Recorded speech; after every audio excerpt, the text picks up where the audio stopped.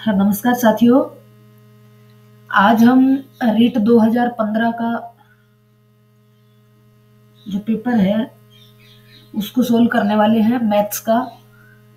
उसके बाद 17 और 21 का पेपर सोल्व करने के बाद हम लेवल 1 का मैथ का सिलेबस कंप्लीट करेंगे। तो वो सिलेबस शुरू करने से पहले मैं ये पेपर इसलिए करवा रही हूँ ताकि हमें ये आइडिया लग जाए कि किस प्रकार के प्रश्न हमारे जो हैं वो परीक्षा में आ रहे हैं, और जब हम सिलेबस करेंगे उस सिलेबस में भी इन प्रश्नों को वापस से डिस्कस करेंगे कि किस तरीके के कौन से टॉपिक से किस प्रकार से प्रश्न पूछा गया था। तो कंटिन्यू आप वीडियो को वॉच करते रहें, चैनल पर विजिट करते रहें और साथ में चैनल को सब्सक्राइब करके बेल आइकन को क्लिक कर लें ताकि जो भी वीडियो डले उसका नोटिफिकेशन आप तक पहुंच जाए। तो चलिए शुरू करते हैं हम रीट लेवल 1 2015 मैथ्स का पेपर जो था उसका संपूर्ण विवरण। तो सबसे पहले हम पहुंचते हैं मैथ्स तक। तो देखिए यहाँ पे हम पहुंच जाते हैं सीधा नीचे।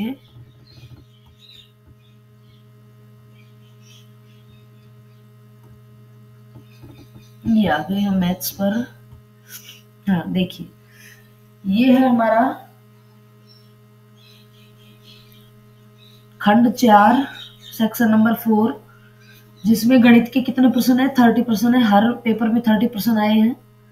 तो चलिए स्टार्ट करते हैं। सबसे पहला प्रश्न देखिए, सबसे पहला प्रश्न है, दी गई आकृति में कोण BAC 30 डिग्री है। BAC, ये B, ये A और ये C, ये 30 डिग्री का कोण है।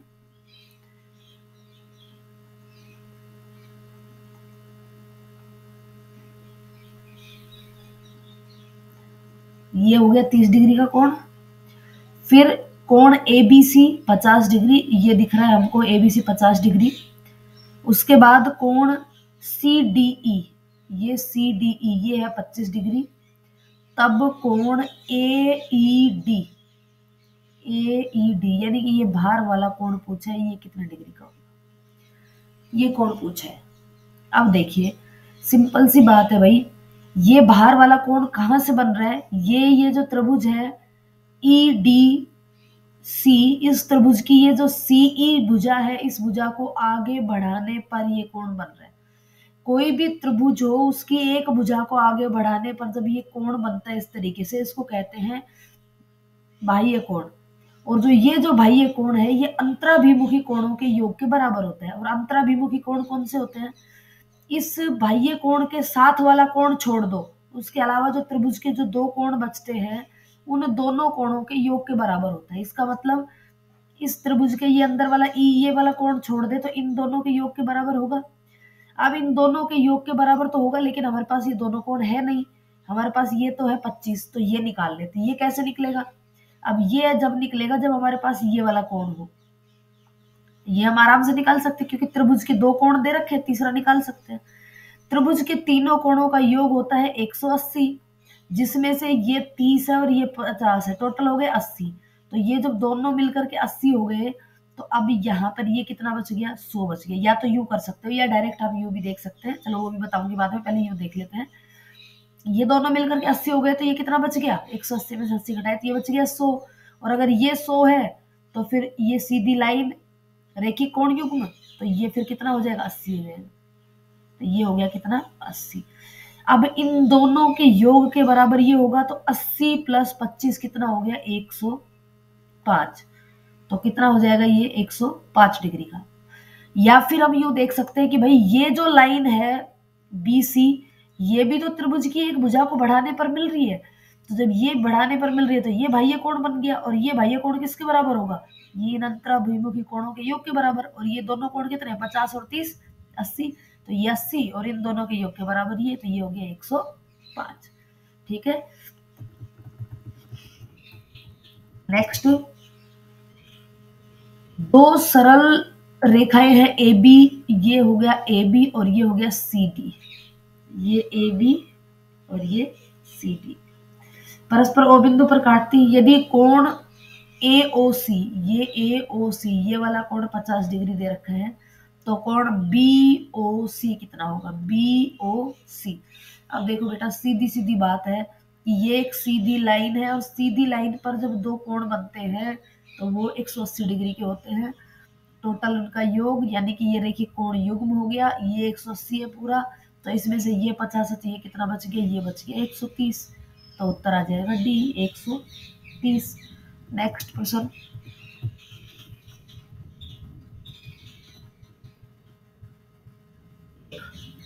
नेक्स्ट क्वेश्चन है, किसी आयताकार खेत का विकर्ण 17 मीटर है और परिमाप 46 मीटर है, तो उस खेत का क्षेत्रफल क्या होगा। देखो ये एक आयताकार खेत है, इसका ये विकर्ण दे रखा है 17 मीटर और परिमाप दे रखा है 46 मीटर। परिमाप का मतलब हो गया 2 गुणा लंबाई प्लस चौड़ाई, लेंथ प्लस ब्रेड्थ। अब ये किसके बराबर है, 46 के बराबर है।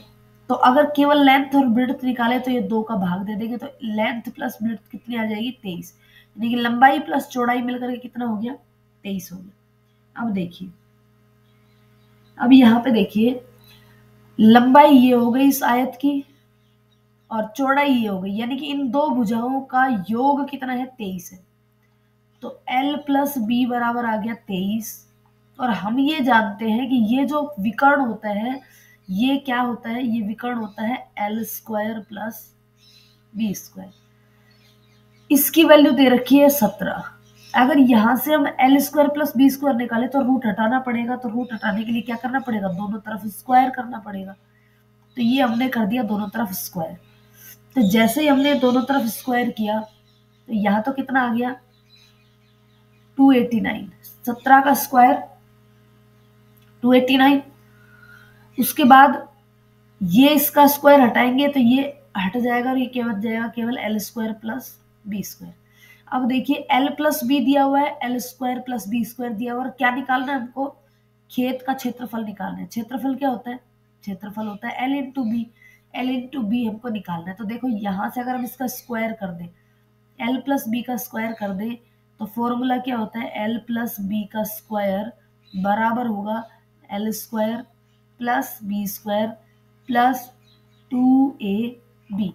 एल प्लस बी की वैल्यू हमारे पास है 23, इसका स्क्वायर कर दे।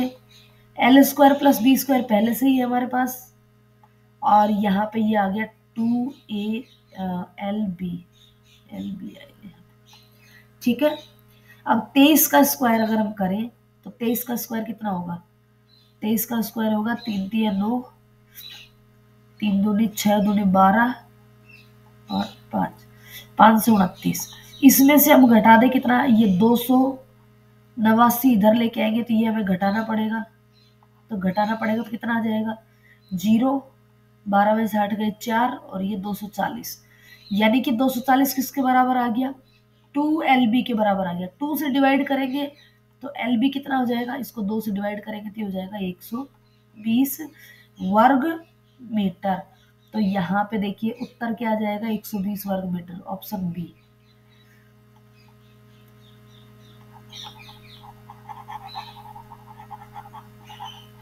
ये देखिए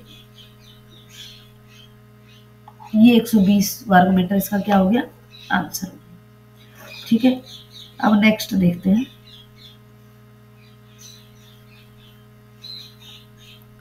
नेक्स्ट क्वेश्चन,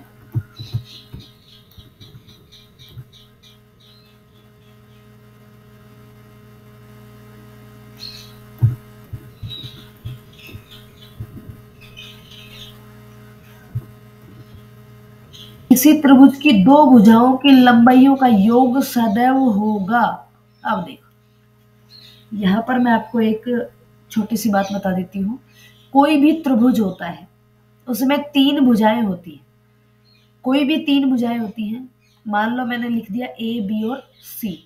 तो योग और अंतर का जो रूल होता है वो मैं आपको बता देती हूँ। देखिए कोई भी दो भुजाओं को जब हम जोड़ेंगे, एल ए प्लस बी, ये हमेशा तीसरी भुजा से क्या होगा, बड़ा होगा। कोई भी दो भुजा बी प्लस सी तो ये ए से बड़ा होगा, सी प्लस ए ये बी से बड़ा होगा। अगर अंतर की बात करें, दो भुजाओं के अंतर से संबंधित प्रश्न भी पूछा जा सकता है। तो हम अंतर की यदि बात करें तो किन्हीं भी दो भुजाओं का अंतर a माइनस बी हमेशा तीसरी भुजा से छोटा होगा, b माइनस सी ये भी तीसरी भुजा a से छोटा होगा, c माइनस ए ये b से छोटा होगा। तो ये चीज ध्यान रखनी है कि दो भुजाओं का योग तो तीसरी से हमेशा बड़ा होगा और उसका बाकी तीसरी से हमेशा छोटा होगा। तो देखो यहाँ पे क्या लिखा हुआ है, किसी त्रिभुज की दो भुजाओं का योग सदैव तीसरी भुजा से छोटा होता है, नहीं तीसरी भुजा से बड़ा होता है, सही बात है, तीसरी भुजा के बराबर होता है, नहीं इतना होता है, नहीं। तो उत्तर क्या जाएगा, ऑप्शन बी।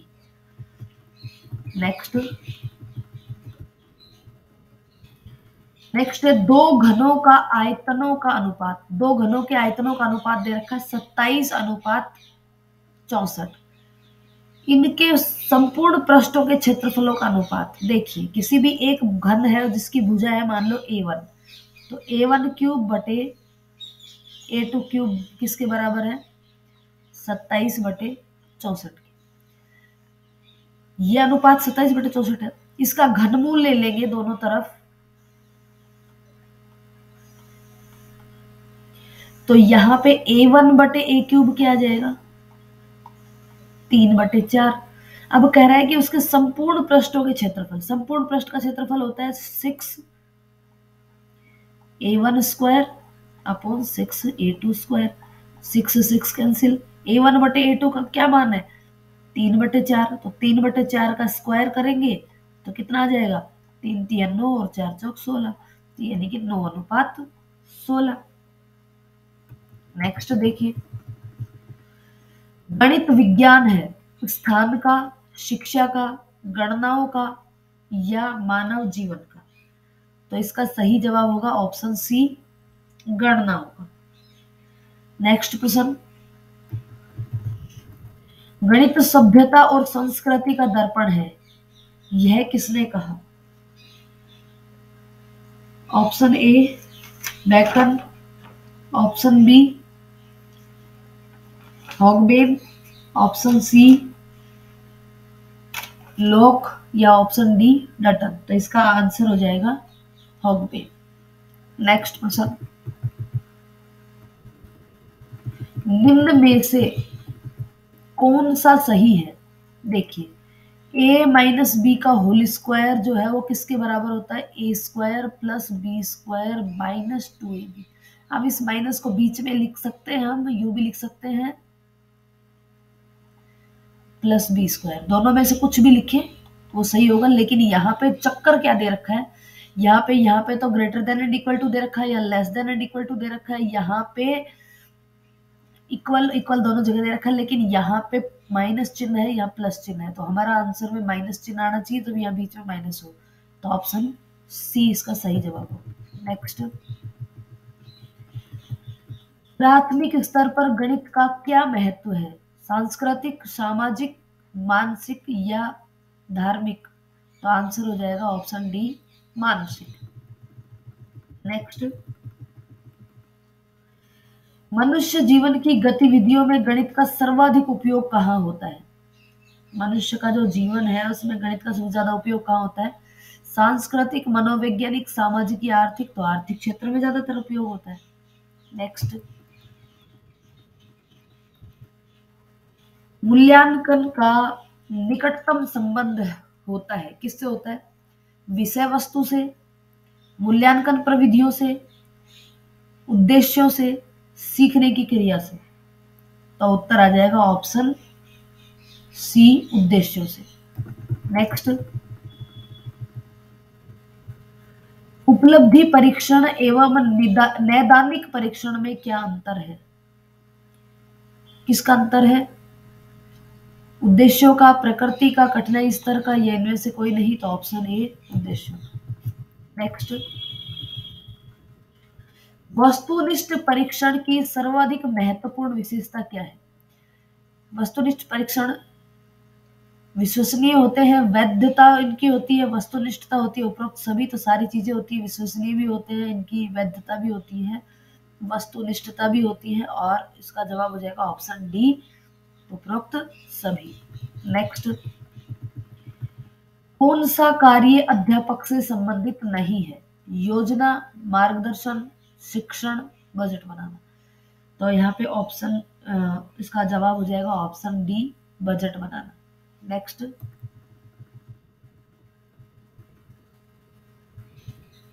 सर्वाधिक प्रभावशाली शिक्षण सामग्री है प्रक्षेपित, प्रत्यक्ष अनुभव, प्रक्षेपित, ये अप्रक्षेपित है, सॉरी, अप्रक्षेपित, प्रक्षेपित, प्रत्यक्ष अनुभव या इनमें से कोई नहीं। तो इसका सही जवाब होगा ऑप्शन बी, प्रत्यक्ष अनुभव। सबसे ज्यादा प्रभावी होता है प्रत्यक्ष अनुभव से, जो अनुभव से सीखा जाता है वो कभी भी नहीं भूला जाता। नेक्स्ट, संख्या है 3 की पावर 98, इसमें यदि 5 का भाग दे तो शेष फल क्या प्राप्त होगा। देखो, 3 की पावर अगर हम 1 करते हैं, देखो यहाँ पे इजी इस तरीके से समझे इसको, 3 की पावर 1 करते हैं तो 3 आता है, और 3 में जब 5 का भाग देते हैं तो 3 बचता है शेष। ये शेष लिख रहे हैं हम, रिमाइंडर। यदि 3 की पावर 2 होती है तो वो 9 बनता है, और 9 में जब 5 का भाग देते हैं तो रिमाइंडर बचता है 4। 3 की पावर 3 करें तो होता है 27, और 27 में जब 5 का भाग दे तो रिमाइंडर बचता है 2। 3 की पावर 4 करें तो आता है 81, 81 में 5 का भाग देते हैं तो रिमाइंडर बचता है 1। फिर 3 की पावर यदि 5 करें तो ये होता है 243, और इसमें जब हम 5 का भाग दें तो शेषफल बचता है 3। रिमाइंडर क्या बचता है 3। पावर 6 करें, 3 की पावर 6 करें तो 729, और इसमें अगर 5 का भाग दे तो शेषफल बचता है 4। अब देखिए, पावर 1 थी तो शेष 3, पावर 5 हुई तो शेष 3, पावर 2 थी तो शेष 4, यह भी 4, यानी कि पावर 4 के बाद जो रिमाइंडर है वो रिपीट हो रहा है। इसका मतलब इस जो 98 है इसमें हम 4 का भाग दें, 98 में यदि हम 4 से डिवाइड करें तो कितनी बार डिवाइड होगा, 4 दूनी 8, 18, 4 चौक 16, कितने बच गए 2, यानी कि 3 की पावर 96 के बाद आएगा 3 की पावर 2। तो यहां तक तो अपने को कोई दिक्कत नहीं है, क्योंकि डिवाइड जो करेंगे तो वो यहां से भी मिल जाएगा। 3 की पावर 2 में रिमाइंडर कितना बचता है 4, तो इसका जवाब हो जाएगा ऑप्शन डी, 4। नेक्स्ट प्रश्न, यहाँ पे एक गणितीय संक्रिया दे रखी है, मतलब एक कैलकुलेशन दे रखी है, किसके बराबर है। देखो 4 माइनस, अब ये ब्रैकेट है, सबसे पहले बोर्डमास नियम आपको पता होना चाहिए, BODMAS, bracket of divide multiply addition subtraction. इस तरीके से हम इसको हल करते हैं, सबसे पहले ब्रैकेट हल करते हैं, फिर ऑफ को हल करते हैं, फिर डिवाइड को हल करते हैं, फिर मल्टीप्लाई को, फिर एडिशन को, फिर सब्ट्रैक्शन को। तो सबसे पहले ब्रैकेट को हल करेंगे। ये है ब्रैकेट में 2 माइनस 9 की पावर 0। जब भी किसी की पावर 0 होती है तो उसकी वैल्यू क्या होती है 1 होती है, तो यहाँ कर देते हैं 1, प्लस 3 की पावर 2, 3 की पावर 2 कितना हो गया 9, भाग में हो गया 1, और प्लस में हो गया 3। अब बोर्डमास रूल के अकॉर्डिंग फिर क्या हल करेंगे, डिवाइड को हल करेंगे, तो 4 माइनस 1 प्लस 9 को 1 से डिवाइड किया तो 9, और प्लस में 3। अब देखिए, केवल एक माइनस का है, बाकी सारे प्लस के हैं, तो ये हो गया 9 और 4 13 और 6 16, 16 में से एक गए तो कितना बच गया 15। तो इसका सही जवाब क्या हो जाएगा, सी, 15। नेक्स्ट प्रश्न,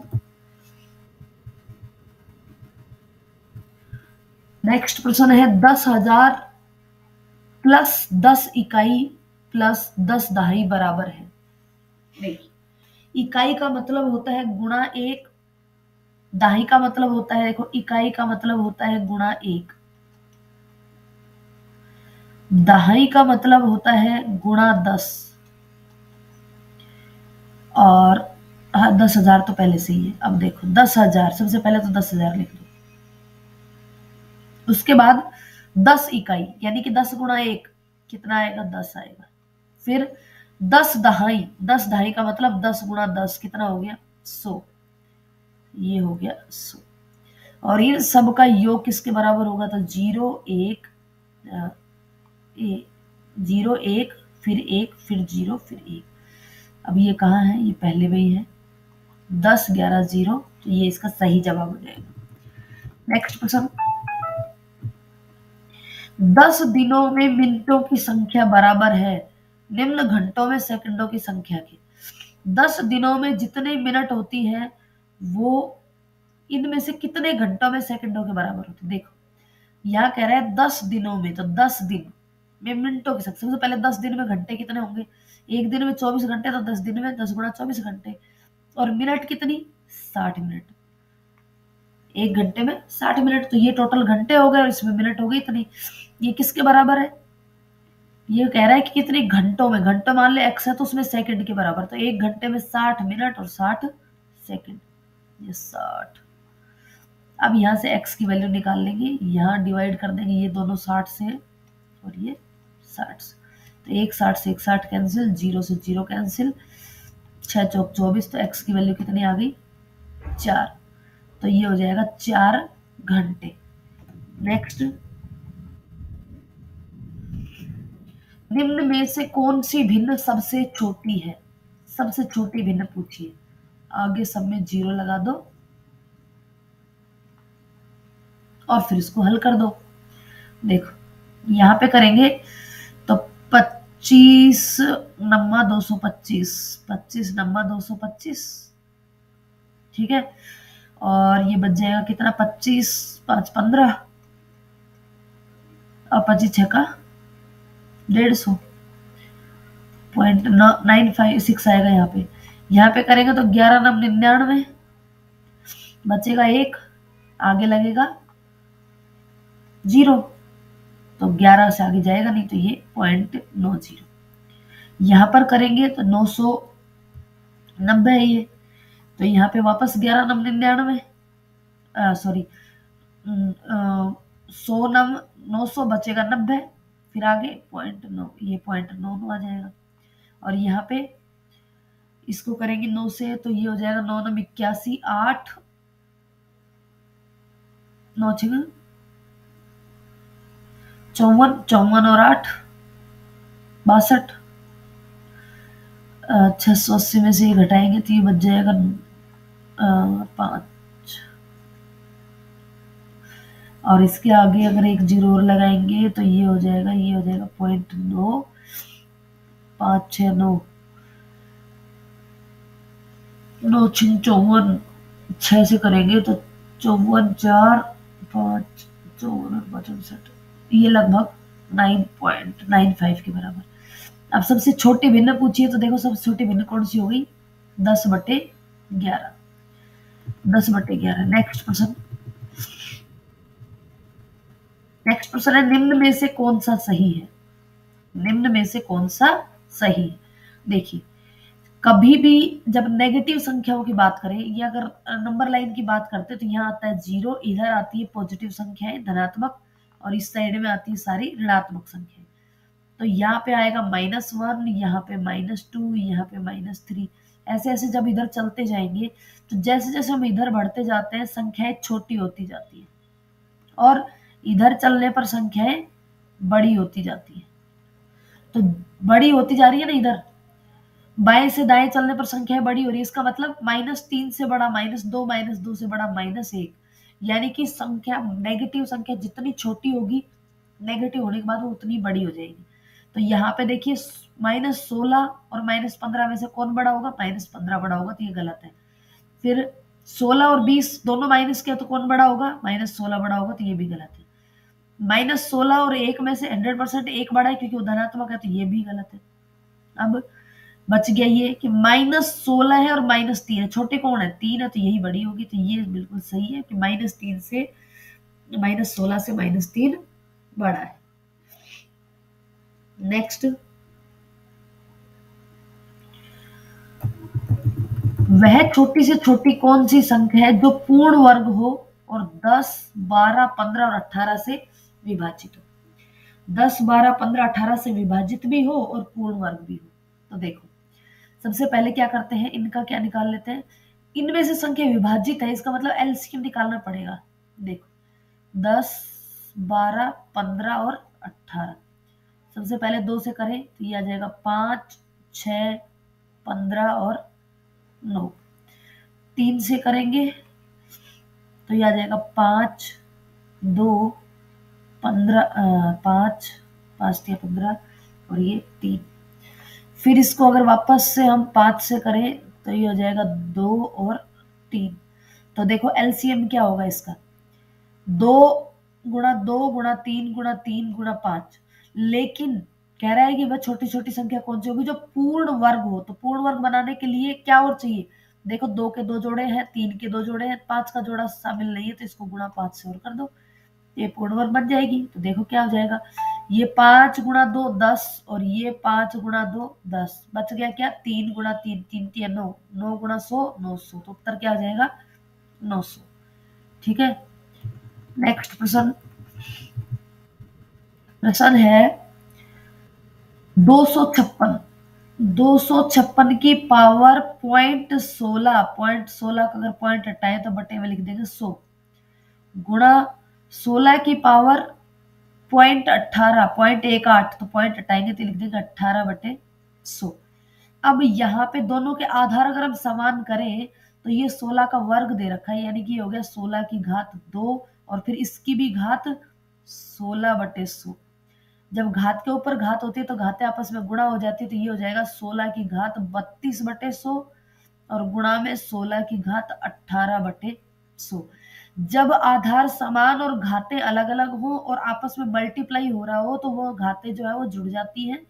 तो 16 की पावर क्या आ जाएगी, 32/100 प्लस 18/100। तो 100 लघुत्तम, 32 प्लस 18 करेंगे तो कितने हो जाएंगे 50। तो 16 की पावर हो जाएगा 50/100 और जब इस 50/100 को हल करेंगे तो कितना आएगा 1/2 और 16 की पावर 1/2 का मतलब हो गया 4। तो उत्तर क्या हो जाएगा इसका, इसका सही जवाब हो जाएगा option A 4, option A 4। Next प्रश्न,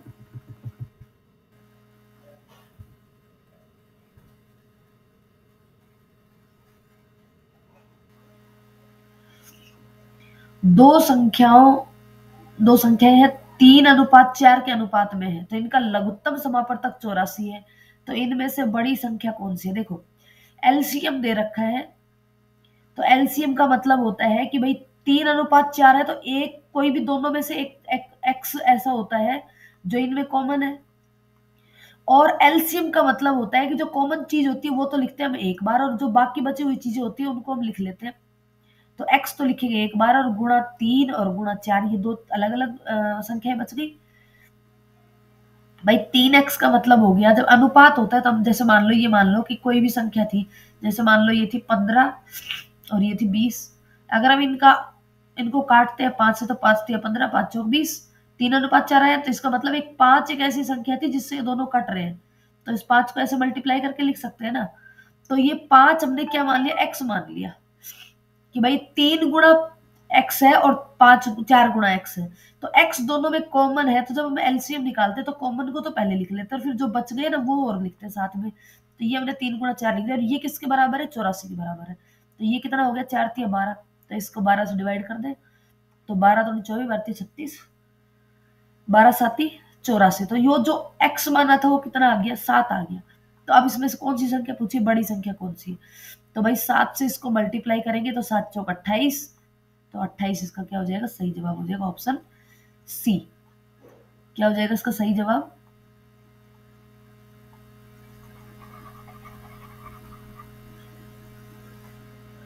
इसका सही जवाब क्या हो जाएगा ऑप्शन सी। छोटी पूछी होती, सबसे बड़ी पूछी है तो 28, छोटी पूछी होती तो 7 दिया, 7 को 3 से मल्टीप्लाई कर देते, 3 गुणा 7 तो 7 21, तब आंसर 21 हो जाता। अब देखिए नेक्स्ट क्वेश्चन, अब पूछा है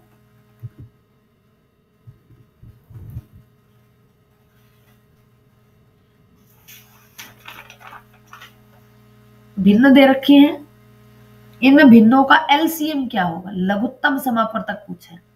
भिन्न है 1/3, 2/9, 5/6 और 4/27। देखिए जब एलसीएम और एचसीएफ भिन्नों का निकालते हैं तो एलसीएम निकालते हैं तो ऊपर एलसीएम नीचे एचसीएफ, हमको निकालना है एलसीएम। एलसीएम में क्या होता है, अंश का तो निकालते हैं एलसीएम और हर का निकालते हैं एचसीएफ एलसीएम में। और अगर एचसीएफ निकालना हो तो अंश का तो कर देते हैं एचसीएफ और हर का कर देते हैं एलसीएफ। अब देखो भाई, देखो याद अगर नहीं रहे तो ये याद रखना, जो चीज निकालनी है वो ऊपर और उसका अपोजिट नीचे, ठीक है। फिर भी यदि ध्यान नहीं रहो तो एक तरीका ये भी है कि भाई एलसीएम निकालना है तो लघुत्तम समापवर्तक में क्या है, जो भी संख्या आती है वो इन सबसे बड़ी आती है, इन भिन्नों से बड़ी आती है, ठीक है। तो बड़ी भिन्न ज्यादा से ज्यादा बड़ी जब होगी जब अंश बड़ा होगा और हर छोटा होगा, जब भी तो ज्यादा बड़ी भिन्न होगी। तो यहाँ हम डायरेक्ट भी देखो यहाँ से लगा सकते हैं, इसका जवाब सही यहाँ से दे सकते हैं कि 1/54 है तो ऑलरेडी इनसे छोटी है। 10/27 करे तो ये भी छोटी भिन्न है, मतलब इन सबसे छोटी। और 5/6 से तो कम से कम छोटी है ना ये, और यहाँ पे ये बड़ी है, तो आंसर ये डायरेक्ट भी निकाल सकते हैं, लेकिन हम डायरेक्ट नहीं निकालेंगे क्योंकि भाई निकाल सकते हो आप, लेकिन मैं यहाँ पे डायरेक्ट नहीं निकाल के, मैं आपको निकाल के बता रही हूँ। क्या बता दिया है मैंने यहाँ पे कि भाई एलसीएम निकालना है तो ऊपर एलसीएम नीचे एचसीएफ, और एचसीएफ निकालना है तो ऊपर एचसीएफ नीचे एलसीएम, ये ध्यान रखना। अब चलिए देखते हैं, ये था हमारा 1/3 2/9। तो एलसीएम निकालना है तो एलसीएम ऊपर लिखेंगे तो 1 2 5 और 4 का एलसीएम।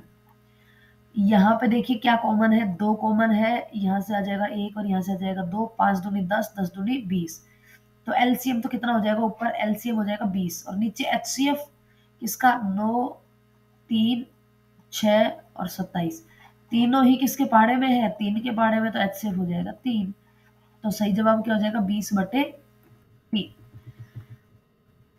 प्रैक्टिस यदि हम करते रहते हैं इन प्रश्नों के तो हमको देखते ही आंसर पता चल जाता है।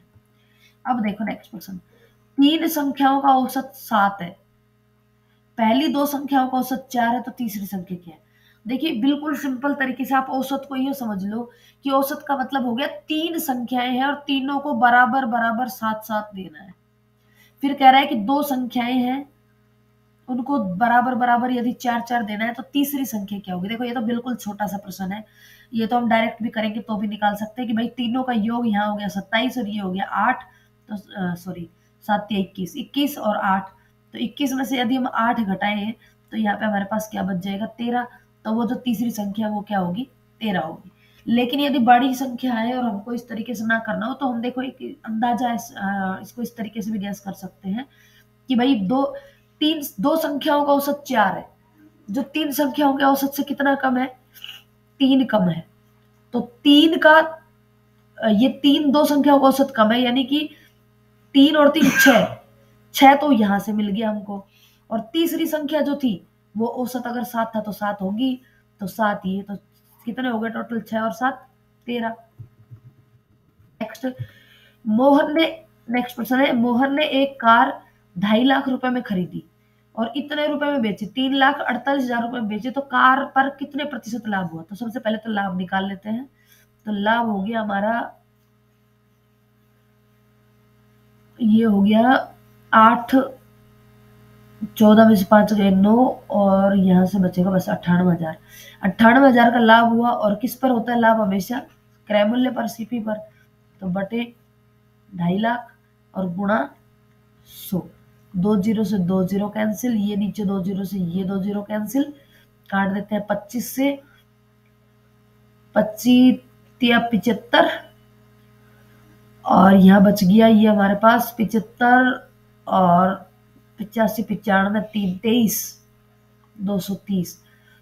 उसके बाद 25 8 225 9 225, बच गए 5.0, 25 2 50, यानी कि 39.2%, 39.2% लाभ होगा। नेक्स्ट प्रश्न, 144 पेन बेचने पर राम को 6 पेनों के विक्रय मूल्य के बराबर हानि होती है, तो हानि प्रतिशत क्या होगा। 144 पेन बेचने पर राम को 6 पेनों के विक्रय मूल्य के बराबर हानि होती है। देखो माना कि पेन, एक पेन उसने 1 रुपए में बेचा, एक पेन जो है उसका उसका एसपी विक्रय मूल्य 1 रुपए है, तो कितने रुपए में पेन बेचे टोटल? 144 पेन बेचे, तो उसका एसपी कितना हो जाएगा? 144 ही हो जाएगा। अब कह रहा है कि इस पर हानि हुई है कितने रुपए की? 6 पेनों के बराबर, 6 पेनों के विक्रय मूल्य के बराबर, यानी कि एक पेन 1 रुपए में बेचा था तो 6 रुपए की हानि हो गई। कहने का मतलब एसपी आ गया ये हमारा 144, हानि हो गई 6, तो सीपी कितना होगा? क्योंकि हानि हमेशा सीपी पर निकलती है। अब देखो, हानि कब होती है? जब कोई चीज ज्यादा पैसे में खरीद करके कम में बेचे तो उसको हानि होती है। यानी कि उसने 6 रुपए कम में बेची होगी तो इसके सीपी कितना हो गया? 144 प्लस 6, 150 रुपए में खरीदा होगा जब तो 6 रुपए कम में बेचा। तो अब निकाल लो, 6 रुपए की हानि हुई है, क्रय मूल्य 150 है, गुणा 100, तो 0 से 0, 5 दिया 15, 5 दूनी 10, ये हो गया 3 दूनी 6, 2 गुणा 2, 4% की क्या होगी? हानि हो जाएगी, 4% की हानि। अगर ट्रिक से याद रखना है तो ट्रिक इसकी होती है लाभ या हानि जो भी दिया हुआ हो, तो यहाँ पे हानि दे रखी है तो 6। अब यहाँ पे देखो दोनों चीजें अलग अलग है। यहाँ पे क्रय मूल्य पर हानि कितने, उसके क्रय मूल्य के बराबर हानि है कि विक्रय मूल्य के बराबर, इस हिसाब से मुझे नहीं लगता कि इसमें ट्रिक पर दिमाग लगाना चाहिए। डायरेक्ट इन प्रश्नों को समझ करके हल करना चाहिए, कभी गलत होने की संभावना नहीं रहती है। नेक्स्ट प्रश्न, साधारण ब्याज की किस दर पर किसी धन का 10 वर्ष का ब्याज उस धन का 2/5 हो जाता है? मान लो कोई धन है एक्स, तो कह रहा है कि उस एक्स पर 10 वर्ष का कोई भी रेट दे रखी आर जो हमें ज्ञात करनी है, उस दर पर जो ब्याज है वो कितना हो जाता है उस धन का, यानी कि एक्स का 2/5। तो यहां से एक्स कैंसिल, ये कट जाएगा 2 से 5, और इधर से कट जाएगा ये 20, और इधर से कट जाएगा ये 4, तो रेट आ जाएगा, इसकी रेट कितनी आ जाएगी? 4%। 4% आंसर आ जाएगा 4%, ऑप्शन ए। लास्ट प्रश्न है, कितने वर्ष में 12% वार्षिक दर से 3000 का साधारण ब्याज 1080 हो जाएगा? तो ब्याज है 1080, किसके बराबर ही है? 3000 रुपए का मूलधन हो गया 3000 रुपए, गुणा दर है 12%, समय पूछा है टाइम बटे 100, तो 2 0 से 2 0 कैंसिल, 12 नंबर 108, 90, 0 से 0, 3 दिया 9, कितने वर्षों में हो गया? टी की वैल्यू कितनी आ गई? 3 वर्ष। तो 3 वर्ष में 1080 हो जाएगा 3000 का 12% की दर से ब्याज। तो ये हो गया हमारे टोटल 30%। उम्मीद है आपको ये वीडियो पसंद आएगी। अगर किसी भी प्रकार की कोई भी क्वेरी हो तो आप कमेंट करके बता सकते हैं। 2011 और 2012 का जो पेपर का जो सॉल्यूशन है उसका लिंक आपको ऊपर आई बटन में और नीचे डिस्क्रिप्शन बॉक्स में मिल जाएगा। आप वहां जाकर के वो दोनों पेपर भी हल कर सकते हैं। वीडियो को अंत तक देखने के लिए धन्यवाद।